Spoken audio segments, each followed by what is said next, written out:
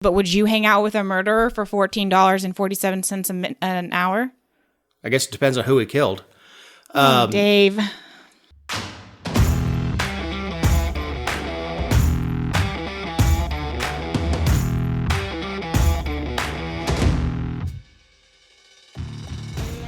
The Georgia Virtue presents the Let Me Tell You Why You're Wrong podcast.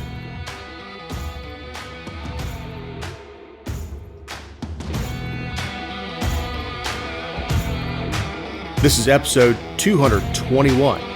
This week, we had the last bit of primary mop-up, inmate monitoring, the bed pooper, and the latest in the war on parents. I'm Dave Roberts. With me is my partner in this endeavor, writer, journalist, dog mom, and owner of the GeorgiaVirtue.com, Jessica Szilagyi. Do you not have to say, what show this is? I said 221. Well, that's the episode number. You used to be you're listening to the Let Me Tell You Why You're Wrong podcast. That's before we had the bumper music and the pre-recorded. All right, well, happy Pride Month. It is Pride Month. Are you proud?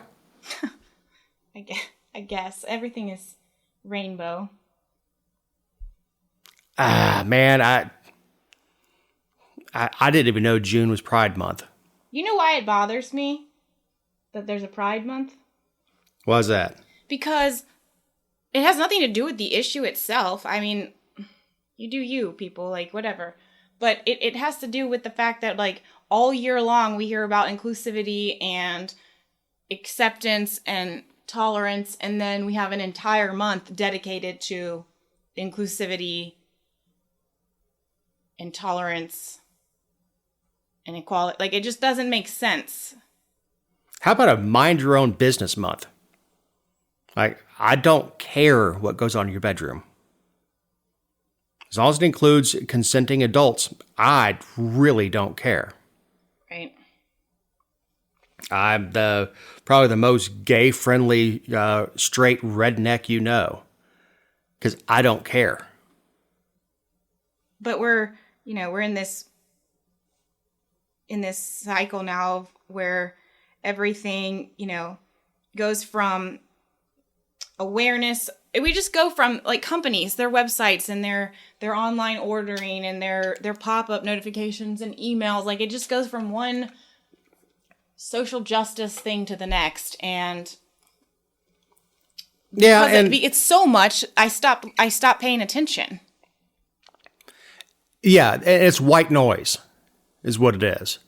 It's I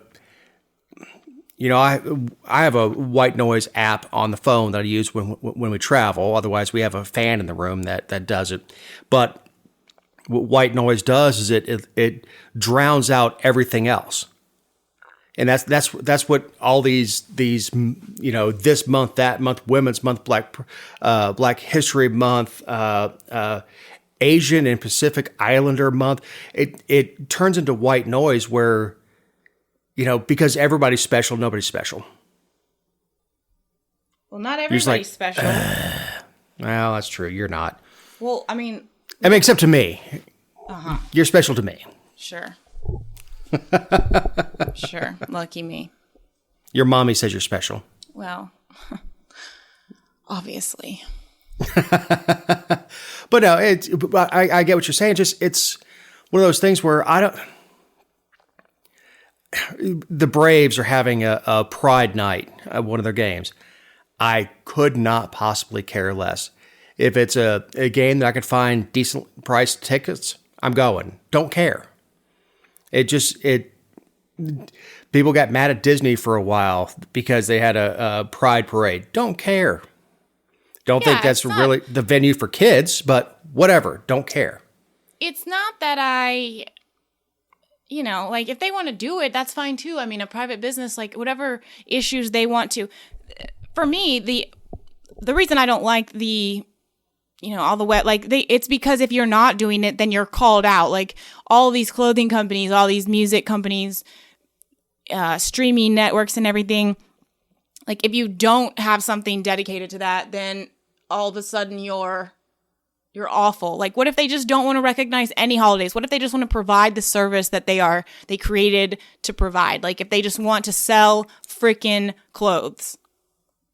Right. So this is no longer a thing where they're supporting gay rights or gay pride or anything else. Right. Is that they're afraid. So they're putting something up because they're afraid of the repercussions of not. The Georgia Virtue does not change logos. We don't have a rainbow logo for Pride Month. We don't do any of that. I'm here to provide the news. That's it. Well, Dr. Cool's the same way. I don't change stuff based on whatever month it is. If you're gay and you need air conditioning, call me. If you're straight and you need air conditioning, call me. If you're a boy in a dress and need air conditioning, call me. Don't care. Everybody's green to me. Yeah, I don't care who reads my articles either, as long as they keep the article open for at least 1 minute and 10 seconds to keep, our stats above the industry average time on site. I don't really care where you're from. Yeah, it's Capitalist Pride Month every month. Amen. So we have one more thing on last week's show. The AP reported that 37,000 people crossed over during the primary election. Yeah, we didn't have this information when we recorded last week. So even though we recorded later, didn't we? Yeah, because I had a trial. So even not though on trial. Right, I was not on trial, not this time. But we found out, I guess it was the 31st. So right after, I guess that was what? Monday or Tuesday? I don't know. The news came out that the tallies were 37,000 people who voted in a Democratic primary 2 years ago cast ballots in the Republican primary, which is, they called it an unusually high number of crossover voters. And like, sure, I'm sure there's people who are like, well, maybe some people didn't, because Stacey they said two years ago, but even 4 years ago, the Democratic primary was contested. It was Stacey Abrams and what is her name? Abrams? No, the other one, Stacey. How am I forgetting this? Oh. What the hell? I can't believe I can't remember this. Wow. Anyway, there was not a ton on the Democratic ballot. I mean, there was stuff down the ballot as we went, but they're saying that this was to push back against Trump's picks, which, maybe that's true. I mean, I guess it has to be. I have to think, though, that that's for down the ballot races as opposed to governor, because, Kemp, first of all, he obliterated Purdue, but I feel like Stacey would have obliterated Purdue too. So you would think that Democrats would want Purdue or Candace as opposed to Kemp, who already beat her once. So I have to think that it was for down the ballot races like Raffensperger and obviously not Lieutenant. I mean, Lieutenant Governor was close, but Burt Jones pulled it out and he was endorsed by Trump. It's just very odd. It was a very odd election cycle as a whole. But well, I think it goes to show you that the celebrity or and whatever you want to call Trump, he's in that weird area of celebrity politician. Endorsements just don't matter. People vote the way they're going to vote. Now, I would credit the 37,000, obviously not all of them, but to Herschel Walker. That a lot of people saw his name on a ballot, and we have at least that many people who are big Georgia fans who could have crossed over for that. We also have a case where 2 years ago, the presidential race was obviously not contested. We had a sitting president, and so a lot of Republicans crossed over and voted for the weakest opponent that they could think of, and it turned out to be Joe Biden. yeah. And look, Rush Limbaugh called it Operation Chaos. and that was when Which Hillary state? was running. Crossing over and voting the Democratic primary, and it was I think it was Hillary running, but it was the idea was to keep that primary going as long as possible, so they keep spending money and hitting each other. Mm-hmm.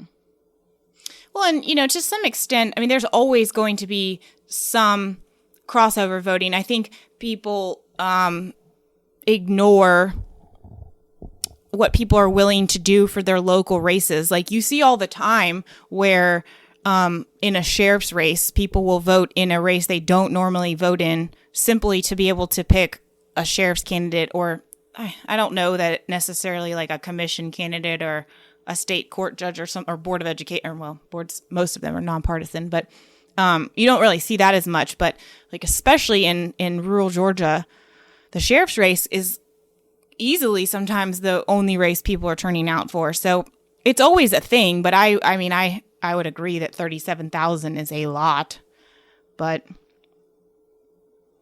mean, I guess what did they, the only race that I could truly foresee this helping the Democrats in is Raffensperger, because there are lots of people who would not, like I've never cast a vote for Brad Raffensperger. I will not cast a vote for him in November.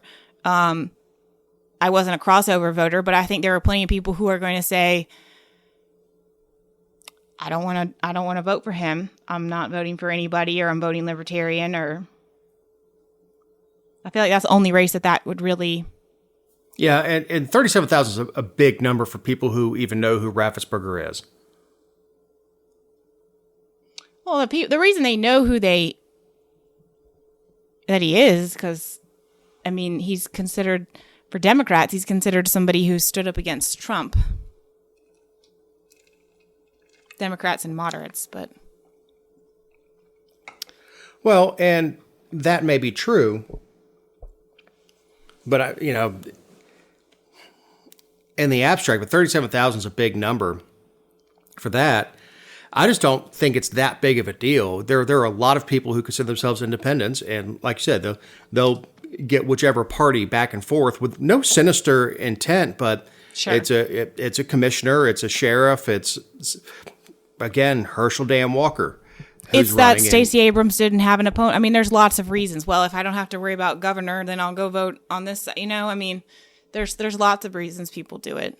But not according to Jean Seaver. Yes, she she ran for lieutenant governor. I think she came in 4th, maybe 3rd. No, I mean, I don't even know who. I skipped that race too because I was just like, none of you people earned my vote. But she sent out a letter. She sent a letter to Raffensperger on June 2nd, so last Thursday, and said, "It has come to our attention today, several news reports, that there have been flaws discovered in the Dominion machines tallying of votes and the scan codes on the printed paper ballots, and our campaign is demanding for hand recount and forensic audit for all 159 counties in Georgia for the lieutenant governor's primary held on May 24th, 2022. Your prompt attention to this matter would be greatly appreciated." And then she signed it. And she's referring to, and I think this report, or there'll be like official statements by the time the show drops, but because there was supposed to be a statement coming out on Friday, but basically she's referring to an Associated Press piece, I guess, that came out. We've heard about this before, but because we talked about it on the show, but this was about the voting software vulnerabilities in some states and leaving them susceptible to hacking if it was unaddressed. And I think they said 16 states. And it's a report from the Cybersecurity and Infrastructure Agency, which is a federal agency. But, My favorite part of the letter is where it says personal and confidential. Then she released it. She did. And she did.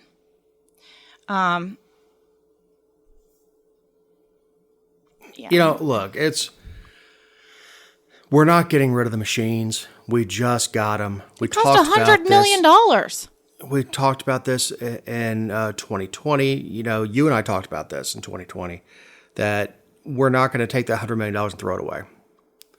The machines are here to stay. And somebody who came in so distant to demand a recount, it's the same thing. Did you see Trump's statements on Kemp this week? No. He said, I can't recall where he put out the statement, but this is what he said.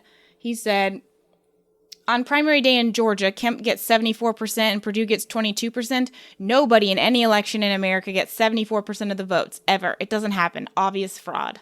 Okay, first of all, Perdue is just that bad. Like, he just is.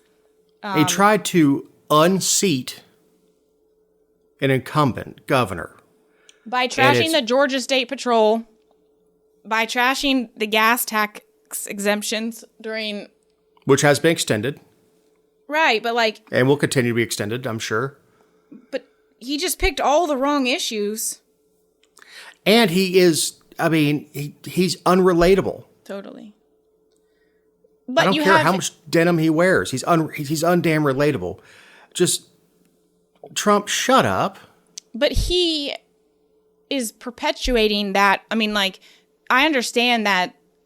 I'm not a fan of the machines. Don't get me wrong. Like, I don't like the machines because for the sole purpose that we crafted the legislation so that we only had 2 companies to be able to solicit bids from. Like, we should have never narrowed the field so much and given lobbyists and private entities so much. It's totally, and of course, when you have something that connects to the internet at some point or is electronic, there's so many problems. But my thought on fraud is the same thing that I said right after the 2020 election is the accountability of where memory cards are, the way recounts are done.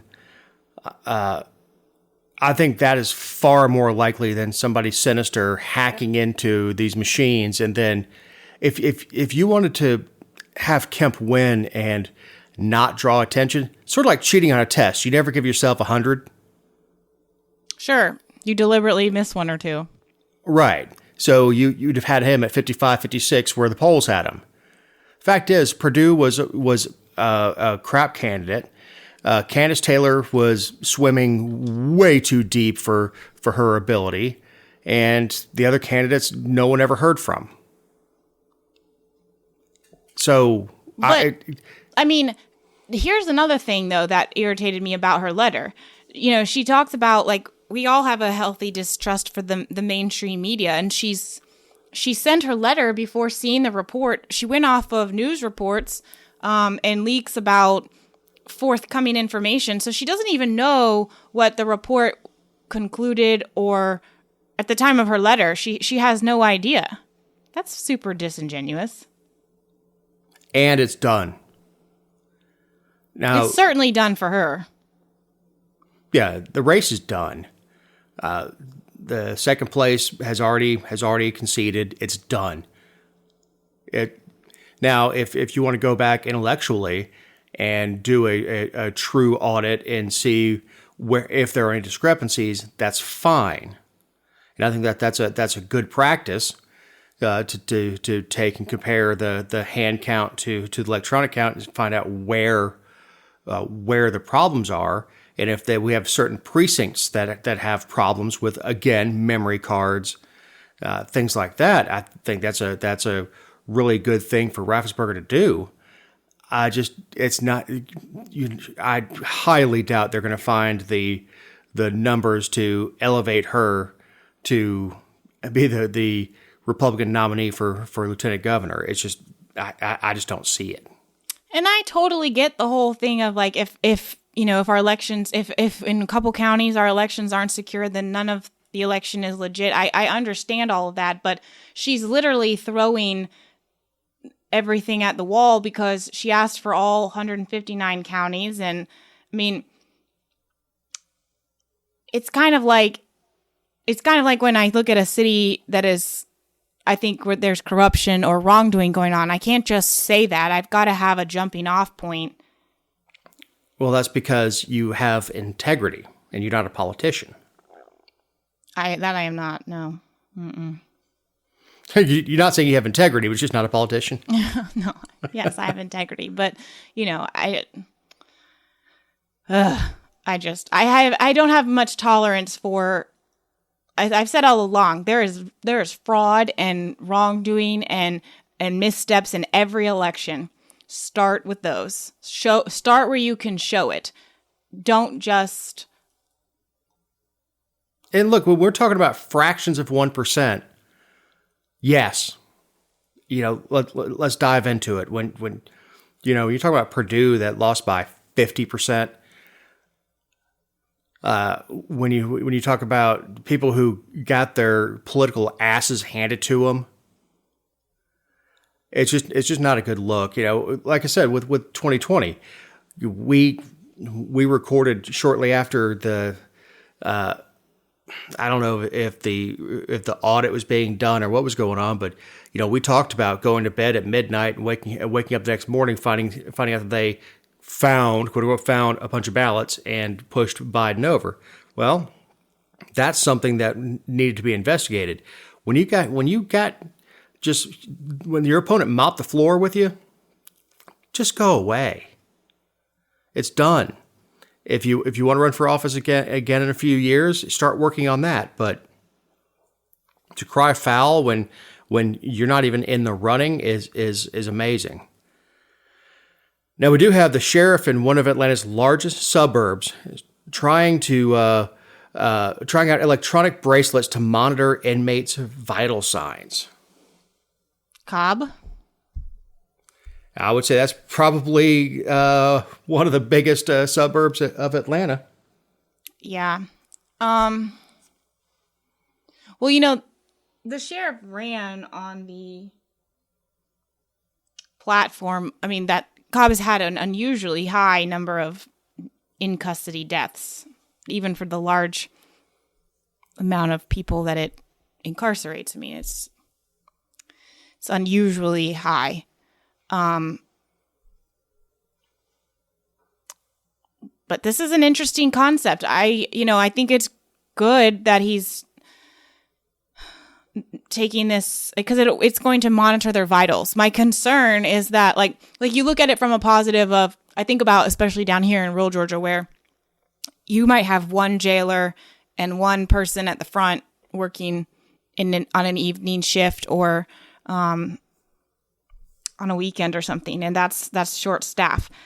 So it would be nice if they could get a little alert. My concern is that they'll use it to the opposite and be like, well, we don't need as many people because we've automated this, and I don't think that is a good thing at all.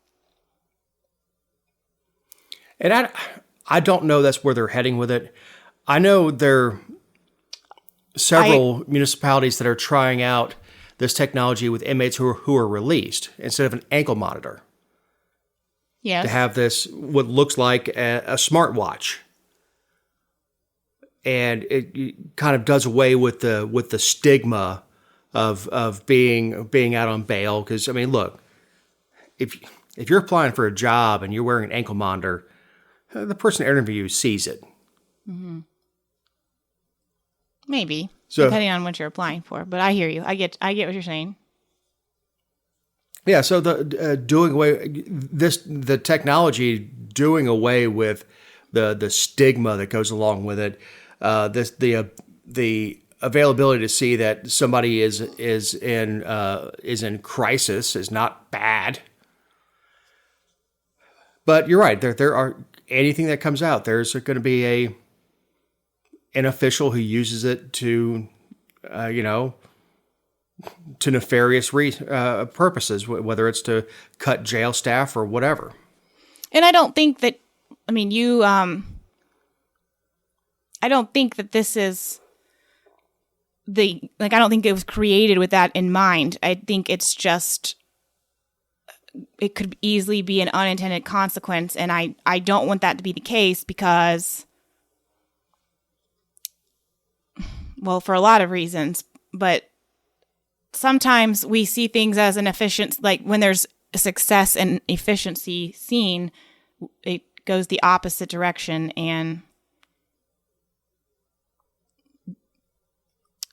it's one of the things that you just can't substitute people. Like, a bracelet can monitor stats and things and vitals, but a person, an attentive person, is unmatched. You can't substitute that. I guess that's... I agree, and especially in a jail. You can't substitute having guards on site. And seeing someone, they're not acting right. You know? Right, or they're getting the crap beat out of them. I think this should be a tool in the toolbox that you use in addition to. And again, like I said, I have no reason to believe that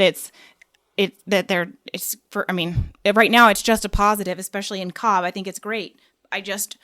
We see shortages everywhere. Every jail I know just about is short-staffed. And so I just want this to continue to be something that is in addition to, not in lieu of. And we're short-staffed because we're stuck in this cycle where we jail people for what they ingest.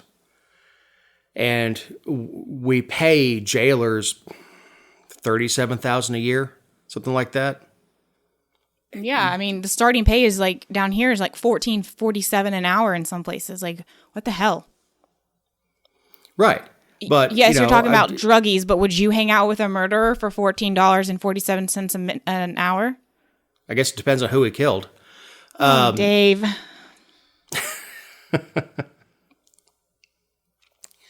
Would I put my life on... Look, one of the best quotes I heard talking to a sheriff's deputy was, "I wouldn't do your job if it paid well." Mm-hmm. So it's working in a jail sucks. I mean,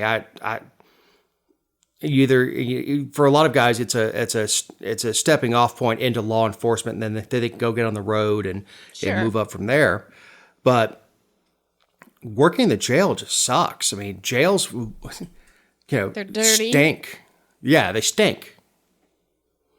They're dirty, and they're full of dirty people, and with the exception of people who are falsely accused, like you have down there where they spend 2 years sitting in a dirty jail only to be found not guilty, but it's full of criminals.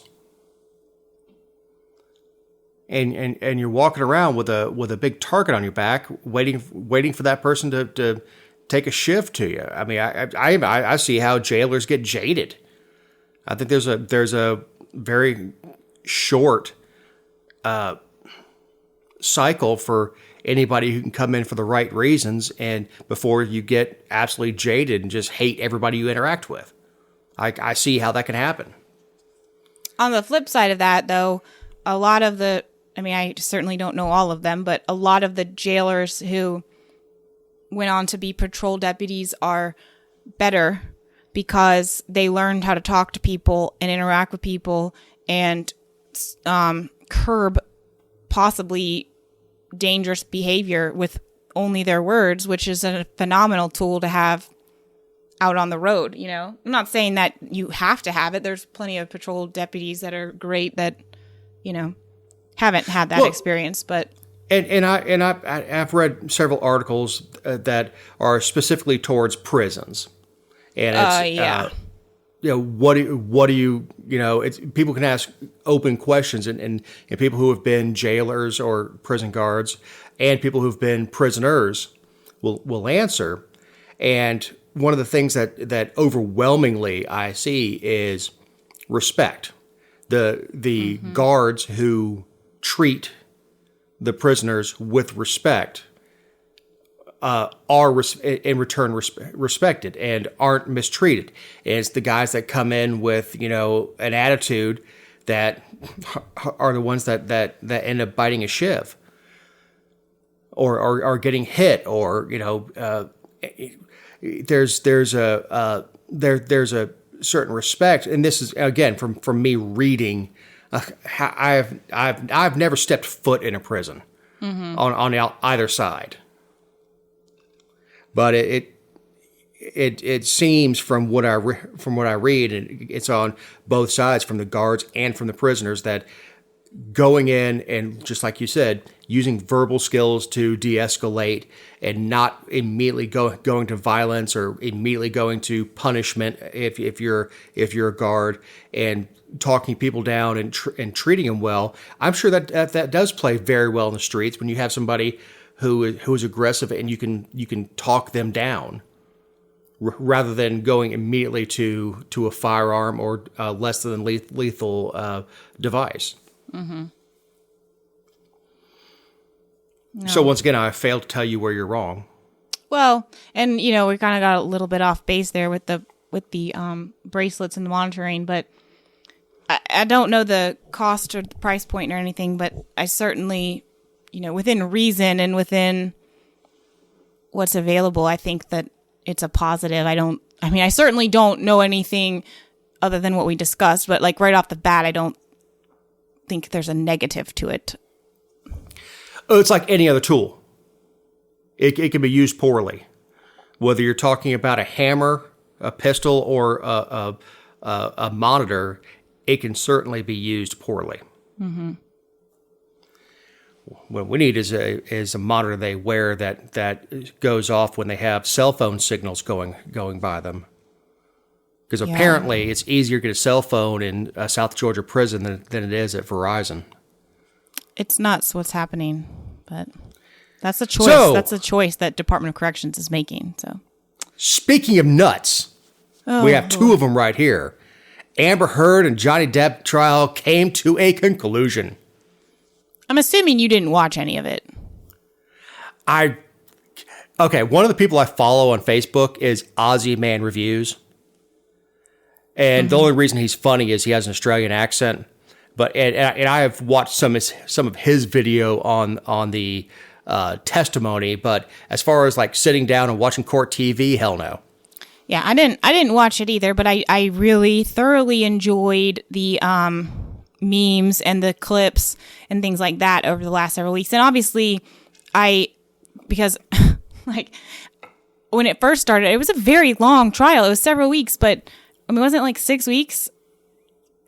Yeah, it drug on forever. But I remember Eric and I were going to do some candidate interviews, and he's like, "Have you been watching whatever?" And I was like, "Well, I heard about it. Like, what are they in court over?" And he's like, "Defamation." So of course, then since I've been accused of defaming the Guyton Police Department, I went and like read about it and read some background on it, and but I did follow like the headlines. I didn't do a lot of deep diving research. But then, of course, when the verdict came out last Wednesday, I guess at this point, I was fascinated because it is interesting to me. I totally think she was in the wrong. I think she knew that it was incorrect. I think she perjured herself a lot throughout the trial. And, I don't think that he's like the ideal guy that a mother like dreams of her daughter ending up with. I don't think either of them, but none of us are perfect, but I don't think he's like just an innocent party. However, so you don't think Kim's trying to set you up with Johnny? I don't. I really don't. But I think it's funny that, he was awarded $15 million by the jury and she was awarded $2 million by the jury because of what was interesting is because her award was because of something his lawyer said about her, what Depp's lawyer said, which, whatever. But, and then, of course, those both exceeded the state limits in Virginia of $330,000. So they both got bumped down to that. And I know that Johnny Depp did it on principle. I think he was willing to spend whatever amount of money he had to and get nothing to be able to put the truth out there.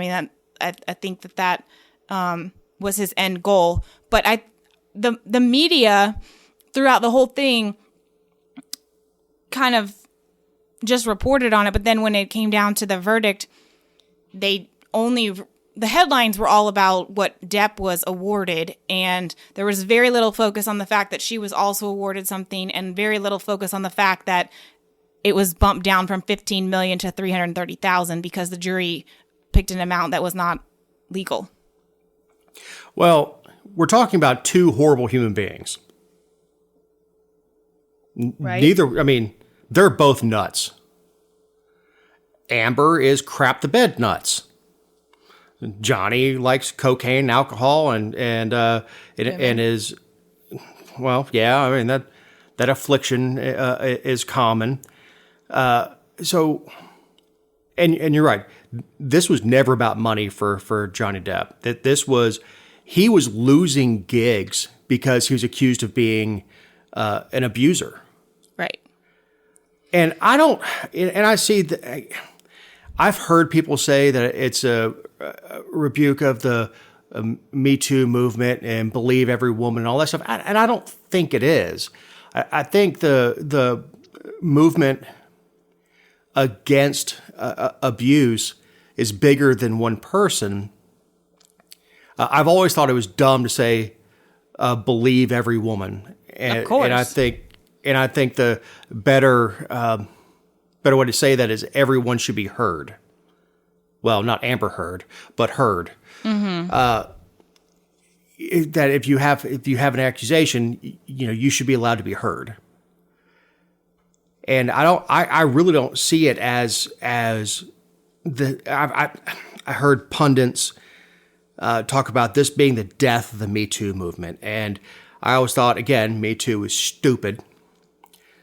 Just as a title of a movement. Mm-hmm. But I don't think it's the death of that movement, because I don't think anybody believes that any person, male or female, or Q, X, Y, Z, because it is February. It is June. We have to recognize the women that happen to have peckers. I don't think anybody should be abused in any relationship, and I don't think this kills that. It certainly doesn't kill it in me. What it does highlight is men can be victims too. That men can be victims of salacious rumors, of women who go out and say things about them, of things that are not accurate. Because you don't have to prove it. All you have to do is be labeled as, I heard he smacked so-and-so around. And that's it. I mean, that's it. I'm guilty of it too, not smacking women around. I'm guilty of it too. If I hear somebody, was accused of smacking his wife around, I don't want to be around that person. Mm-hmm. And I certainly wouldn't employ that person and that's horrible for me to say as a business owner. But if I heard that this person was abusive to his wife, I certainly can't send him into a home where maybe the wife is there to meet the technician. I can't do that. So Johnny was losing gigs based on this. Had she just done the divorce, she would still be an Aquaman and he would still be Jack Sparrow. Right. I mean, there are a lot of people who really truly think that she was wronged, and that, like, one of the comments was that this all happened because we rely on juries of regular people who are not set up to weigh intimate partner violence, and that these people just didn't understand. And that, I mean, it's kind of like the conversation we had about insanity and whether someone's insane. Although I think this is certainly a step down from that, because you're talking about a medical condition and a chemical thing at some point, versus actions that are supposed to be, when you get to the courts, are supposed to be at some level verifiable. I can't, but your question to me when I was talking about our jurors qualified to do that was, well, who else would you rather do it? And I would, that would be the same question you would ask here is, well, if regular jurors are not qualified to weigh these types of things, be it in a civil case or a criminal case, are we only supposed to have legal experts and lawyers and people who work at domestic violence safe haven centers? Because that sounds terribly dangerous to me. People who are stuck and caught up in the nuances of the system. Yeah. Obviously, they have a purpose, but I mean, they're still caught up in it. They live and breathe it. it didn't matter how this trial came out. Johnny came off really well. Mm-hmm. And look, Johnny Depp and I would not be friends. He wouldn't like me at all. Yeah. Our opinions on the way the world works and all that stuff, totally different. But he came off as reasonable, as somebody who's been. He came off very, very well. Cool, calm, and collected. Truly, I mean, he kept his cool during the trial. Yeah, and he understand these are both actors. He also has been an actor longer than she's been alive. So the fact that he came off better, I don't know that he's a better person. Of course, I think he is because he didn't crap the bed. But he came off so endearingly that, people were lined up outside with signs supporting him. I mean, it was hard not to like Depp through this whole thing. And again, you and I are on the same page where I didn't watch a whole lot. I read more than I watched. Mm-hmm.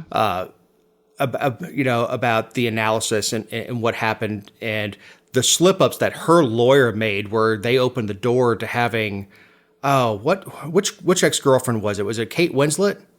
Was that his ex-girlfriend? I can't remember which actress it was that they opened the door. And once they breached that subject, the lawyer was fist pumping because now he can call her.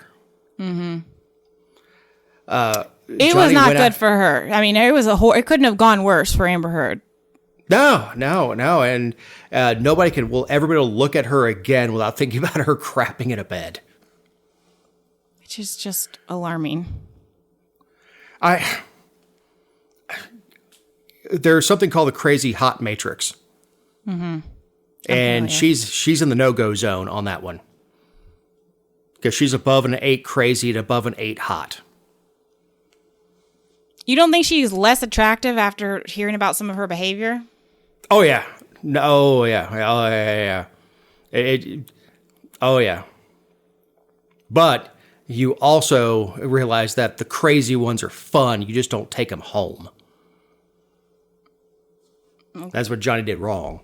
Mm-hmm. You don't marry the crazy ones. He married her, yeah, I mean. Yeah, exactly. So, we have the latest. No, you need to tell people these are not. Oh, yeah, after I say crazy things. Mm-hmm. This is a good time to remind you that these are our opinions and not those of anyone not on the show or any respective company for which we may work, own, or otherwise associate ourselves with on a regular or irregular basis. Also, you can find other episodes and relevant stories over the GeorgiaVirtue.com. So we have more of the war on parents. This is a recurring issue on the show, but I think that it's a recurring problem across the country. So every time I see stories about it, I try to at least couple a couple of them together. But this one is out of New Jersey, and it's nuts.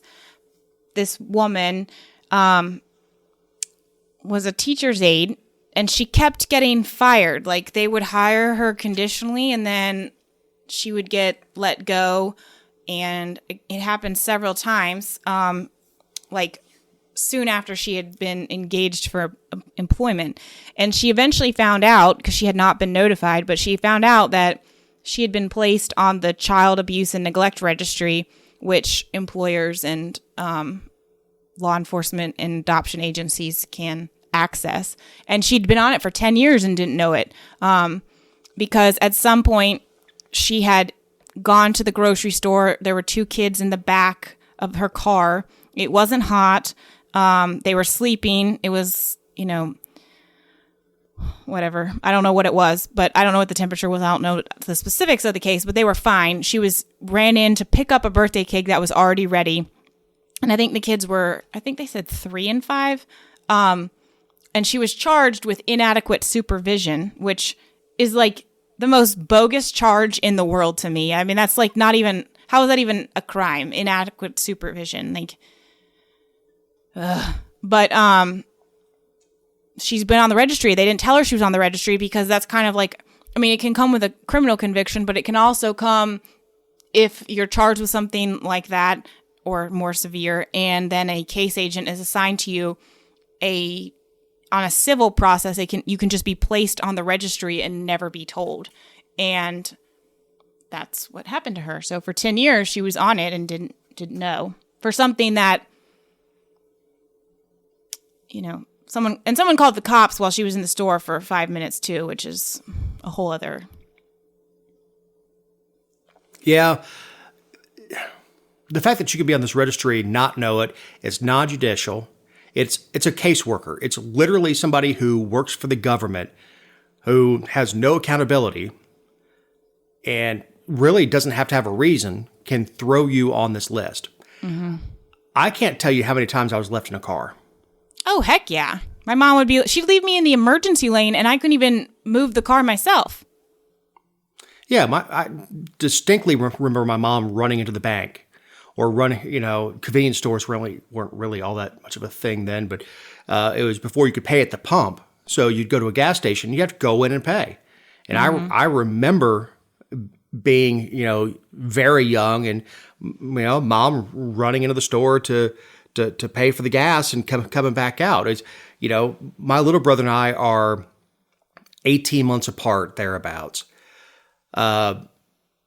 So yeah, you have a 4 and 5 year old or 3 and 5 year old sitting in the car, and I'll be right back. And we were fine. I understand it's a different world we live in. Okay, it is a different world.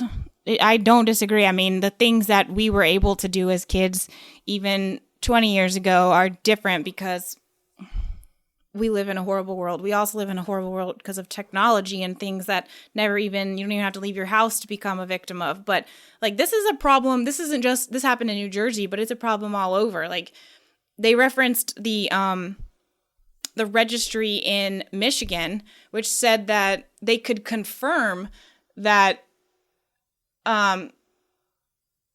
they had not even notified 40% of the people it put on the list. Like, to me, this isn't like first of all, I don't believe the no-fly list. I don't think you should not be allowed to know you're on that. But like, we're talking about something where you very well may be a teacher, or you may be something that involves children, or you may have children and you're on a registry where the government has flagged you and you don't know it. To me, that is disgusting. Sure, it's double secret probation. It's something that National Lampoon's made fun of in Animal House. It was such a ridiculous idea that it was a joke in a movie. That, you'd be on this list and have no idea. You could be on the no-fly list for no good reason. But the fact that the government is maintaining these lists and there's no way or it's very difficult to find out if you're on it, and then damn near impossible to come off. I mean, she was working as a teacher's aide, and these are positions that we're having, nationally a hard time filling. And then, on top of that, like, there's no parity in how each state handles, like, how long you're on it, of course. Even though, there's interstate compacts so that people can see different, or not people, but people in the special group of judicial officers and law enforcement and case agents and stuff, and employers. They can see across state lines and stuff. But like in New York, until recently, they stayed on the registry, if you were placed on it, until their oldest child turned 28. Well, That could be 28 years. I'm sorry, their youngest child turned 28. That's absurd.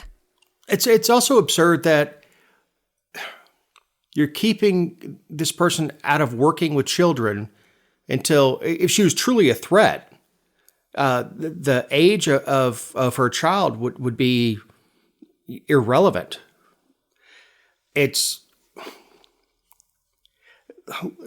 What she did is something that almost every parent I know has done.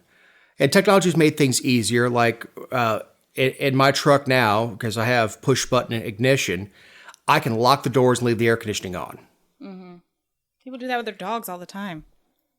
There's a great meme on Rush's website, the band Rush, that says he's cool, he has water, air conditioning's running, and he's listening to Rush. Mm-hmm. Please don't break the window. Right. I had a bunch of people outside because Allie was a bit of a drama queen. No. But I had to go to the bathroom. So I pulled into a Publix and cracked the windows, and it was 68 degrees outside. It was not hot. Went in to use the bathroom, came out, and there was a crowd because she was crying because she missed her daddy. That they're like, "You're just awful," and I blew up at him. I said, "I don't even have a bag in my hand. I had to go to the bathroom. I didn't even buy anything." Right. But because I was in there for 5 minutes and she's such a drama queen, she drew a crowd because she wanted me back in the car with her. But that's way off subject. It's just it's two different issues in this. One, that the list itself is awful. It's wrong. There's no way to come off of it. And you don't even know that you're on it. It doesn't involve a conviction. They just decide, I'm going to put you on this list. And the other being that leaving a 3 and a 5-year-old in the car on a moderate day to run and grab a cake instead of anybody who's ever had to wake up a 3 and a 5-year-old and push him through a store to grab a cake understands leaving him in the car for 5 minutes. Mm-hmm. And honestly, as somebody who shops, I'd prefer you to leave the damn kids in the car because I don't want to listen to them screaming because you woke them up and all that stuff as I walk through the store because I'm an a-hole. Mm-hmm. Yeah, of course. But in Georgia, the state recently paid out $3 million to settle a lawsuit from a family of twin girls who died in foster care. Yeah, so you talk about how we're going to charge a woman with inadequate supervision and put her on a registry, yet the state here. Okay, so what happened is these 3-year-old twins had been with their mother for several years before they were placed in foster care, and they were removed because of filth and violence and neglect, and a judge ordered them to be, and their 2 older siblings, to be placed in foster care. This happened in South Georgia, I think it happened in Bryan County where they were removed, but they were living in Liberty County, which is right next door, when this happened. And basically they wandered off from their caretaker and got trapped in a scorching hot car in September of 2019. And apparently the foster mother, her name is Claudette Foster. She's been charged with murder. And I don't know what the status of her case is, but the family went after the state because they said there were all these red flags about the foster family, that they could have seen, she was allowing the children to be around her boyfriend, which there's lots of no-nos when you become a foster parent. It gets legislated and they've amended it and loosened it over the years so that you can have babysitters and stuff, but those types of babysitters have to be vetted and all kinds of things. But she was letting her boyfriend care for the girls when she was not around, and she had an alcohol problem, and a lot of this was documented in the file. Case in point, DFACS knew, or they were aware of this stuff. They had documented, they'd put it in the file. They had contracted, as they do in most cases, with a private child placement agency, and they were to blame as well. But of course, when you contract with somebody, the state's still liable. So the state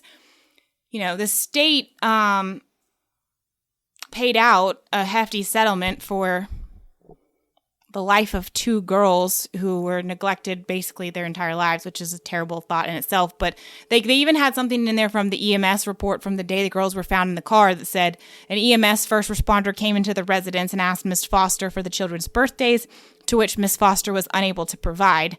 EMS also asked Miss Foster if she could give the proper spelling of their first and last names, to which she stated she was not sure how to spell them, but tried to remember the names the best she could. 2 months. I said she had that problem with alcohol 2 months before the girls wandered off.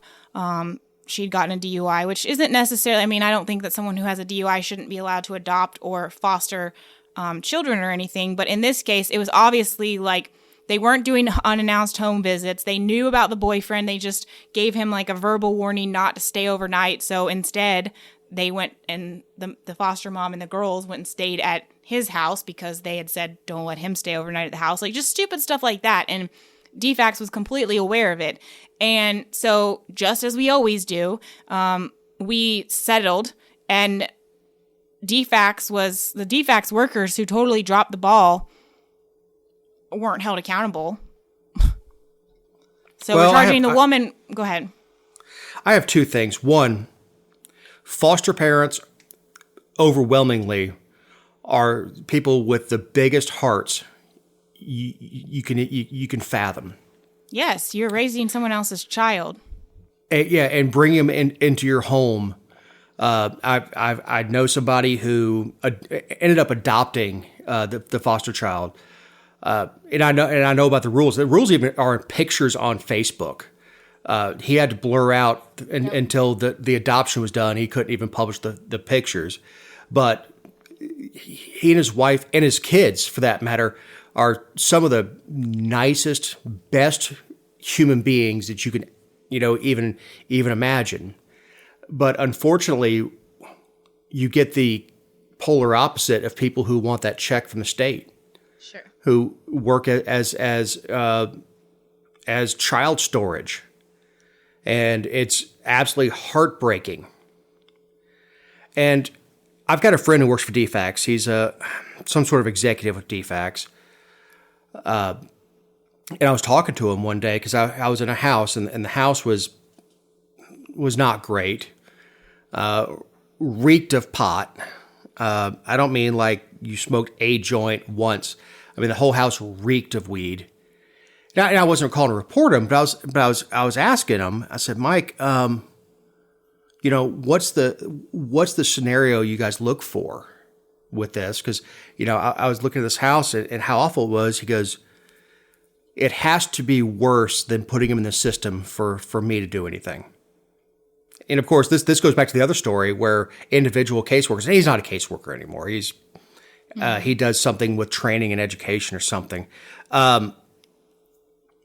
But his point was, so many times these kids are taken out of marginal situations where, maybe they could take parenting classes or be counseled or something like that, and they're put into something way worse where they're put in with somebody like, well, literally this foster mother, considering her name, is for him that was the dividing line is putting this child in the system worse than where they are. And that's scary. It is, and I'm sympathetic to how, we don't have enough DFAX case agents in our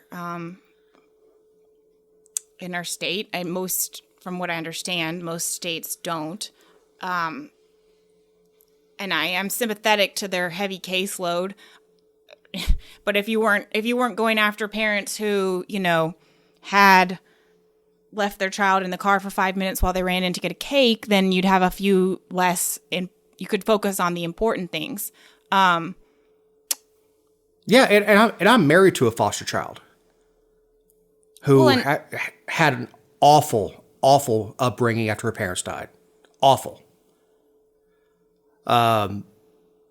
So I'm absolutely sympathetic to it, but I think you're absolutely right. If it goes back to any law enforcement, if we weren't focused on stupid stuff, they could actually look at real crime. Right. And one of the experts that was commenting in the article, this was a long piece on the AJC about this, but he was like, maybe because there aren't enough foster homes, that's the reason that this happened. So they don't enforce the rules because there's not enough foster homes. And I'm sure Well, I'm not sure. I would like to believe that he said that in hopes that it would resonate with people and they would be like, wow, maybe if they felt called to foster, they would do it because they know they could see how like desperate the state is for people to house these children. I would like to think that that was his purpose. However, it's hard for me to accept that at, face value without him saying and going further into it, because not having enough homes to place children is a terrible reason to not enforce the rules, because children end up dead. And again, like, you're not focusing on the important things. So your case agents are like, well, these 3-year-olds who might be in danger, we just have to let them go because we don't know where else we would put them. Well, maybe put them with the family that is currently housing children from, a spanking case or something where it was like quite egregious. I mean, it was completely preventable, and the state is 100% to blame, and they have no excuse for it, and it will happen again, and we're doing nothing to fix it. In the stuff that you have to go through to become an adoptive parent or a foster parent, and we looked at this. Most people who know me are well aware that I don't have kids, but they get into how you store your guns, even in a safe, that they can't be stored in the same safe with ammunition. I've got an extensive bourbon collection of rare and hard to find bourbons. Cannot be accessible. They can't be on the bar that are on display in my house. They can't. It's stuff like that. And then you've got people like this piece of trash can collect them and collect checks. And the fact that they did no home visits, that they knew about the boyfriend. And look, this doesn't even come down to the boyfriend, but these were rule infractions that they overlooked because I'm going to guess because they work for a state agency and they're lazy. Well, we hear about these stories. I'm sorry. I was going to say, we hear about the stories where neighbors have reported things and nothing happens. Like that, they'll go out and do one visit and leave it alone, or other things that parents that neighbors and people report to defects that never get taken care of. And I'm not talking specifically Georgia, but we see these stories from around the country. Yeah, I mean, and then there's really I guarantee you our state still has a contract with the private matching company that is, I forget what it's called, Morningside something or other, but, I guarantee you we didn't terminate our contract with them and stop letting them place, even though they were responsible for the background check and the upkeep's the wrong word, but like oversight of the continued management of fostering by this woman. It's a travesty. It is, and there are 2 sweet children who will never grow up thanks to it. Right. So, with that cheery news, Jess, do you have any closing thoughts? I don't. We've already run quite long, so. Yes. The only thing I'd say is Truist, the bank that was BB&T and SunTrust, is running the worst commercials. The first one they started running, it was closest thing to Truth in Advertising, where Truist was represented by a rolling piece of garbage that kept interacting with people. Trust me, this was the commercial. It's a rolling piece of garbage.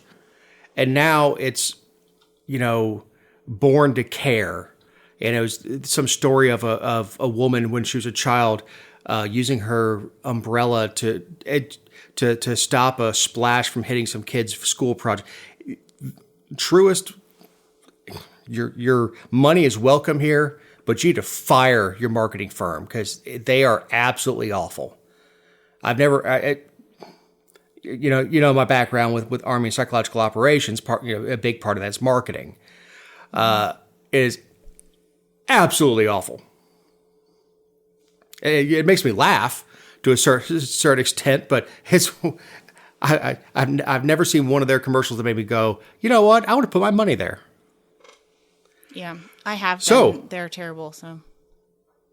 Oh, the merger was awful. Yes, I was with BB&T, and as typical, it's such a pain to change that I haven't found anybody better. I shouldn't say that. My wife works for a bank, but I don't bank at her bank because her employees have no need to know how much money we have. Right. But on that cheery news, I want to give a big thank you to Eric Cumby, who's going to take this audio and make it into something you can listen to Jessica Salaji, my partner in this endeavor. I'm Dave Roberts. Have a great week. Oh, I've been running from the law. Hope they won't shoot me down soon. They sing on a sleepless night. Try to catch me howling at the moon.